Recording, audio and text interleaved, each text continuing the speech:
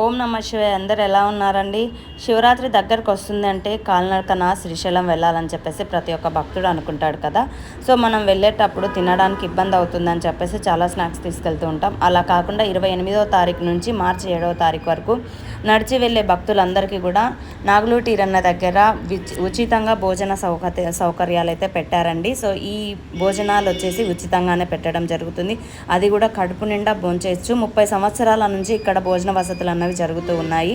ఎవరైనా మేము ఇక్కడ రైస్ ప్యాకెట్లు కానివ్వండి డొనేట్ చేయాలి అనుకుంటున్నట్టయితే కనుక ఇక్కడ కాంటాక్ట్ నెంబర్ అయితే ఇస్తాను. ఈ నెంబర్కి మీరు ఫోన్పే కానీ గూగుల్ పే కానీ చేయొచ్చు, లేదా డైరెక్ట్గా మీరు వాళ్ళతో మాట్లాడొచ్చండి. ఎందుకంటే ఇంత నట్ట అడవిలో మనకి భోజన వసతులు చేయాలంటే మామూలు విషయం కాదు.